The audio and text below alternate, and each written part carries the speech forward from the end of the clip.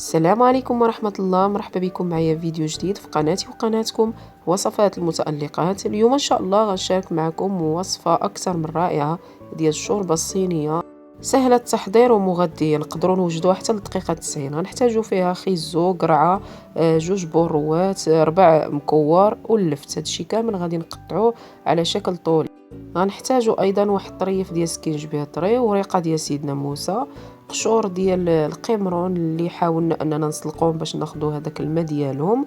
غنحتاجو زلافه ديال الشعريه الصينيه اللي غنكونوا رطبناها في الماء الساخن. غنحتاجو خليط ما بين القمرون وكالامار. يمكن لكم تستغناو على كالامار الا كان متوفرش لكم، استعملوا فقط القمرون والدجاج.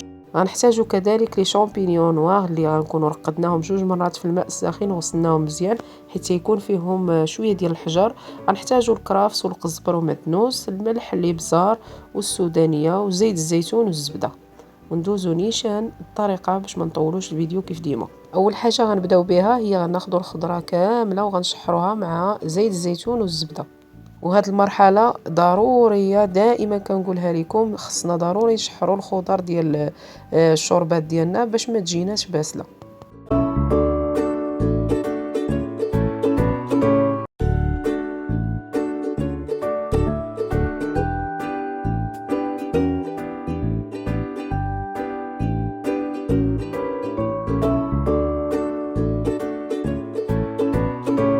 غنضيف عليهم كذلك الفطر الاسود، غنشحر كل شيء مزيان، عاد غنضيف باقي المكونات.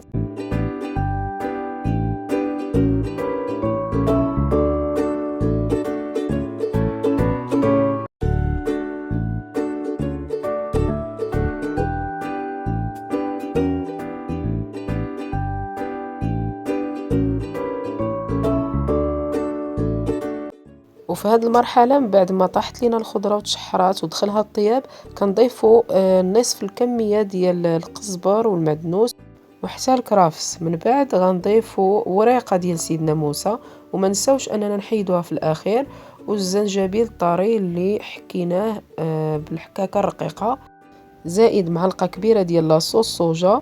من بعد غنضيفوا نص معلقه صغيره ديال الابزار، نص معلقه صغيره ديال الملحه، او على حسب الذوق، يعني كل واحد واش كيفضل.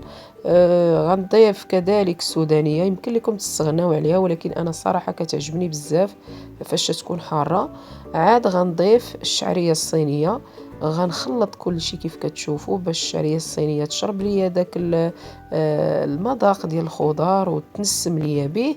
عاد من بعد غنضيف الماء ديال القمرون، وغنخلي الخضر طيب مع هذاك الماء باش تتشرب لينا النكهه ديالو.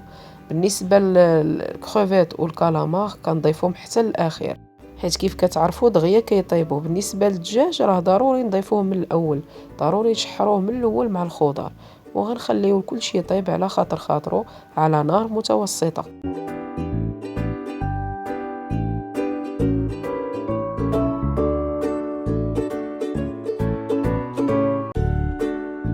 وفي هذه المرحله من بعد ما طابت لينا الخضر ديالنا، غنضيفوا هذيك الزلافه ديال القمرون وكالامار، غادي نخليوها واحد تقريبا 5 دقائق. عاد غنطفيو عليها، وكآخر مرحله غنضيفوا داكشي اللي بقى لينا من القزبر والمعدنوس والكرافس.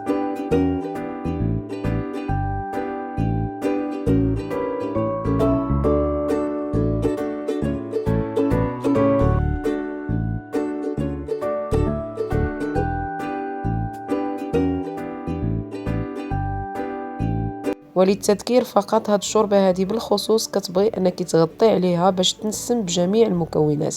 صدقوني انكم الا جربتوها غتستغناو على كاع الشوربات اللي موالفين كتصوبوا، حيت صراحه كتجي غزاله لذيذه بزاف ومغذيه. كنتمنى اننا نكونوا خفاف ظراف على قلوبكم. وصلنا لنهايه الفيديو، ما تنسوناش باللايكات، بالاشتراكات، بالتعاليق المحفزه اللي كتخلينا نستمروا اكثر واكثر. الى فيديو قادم ان شاء الله. بسلام عليكم.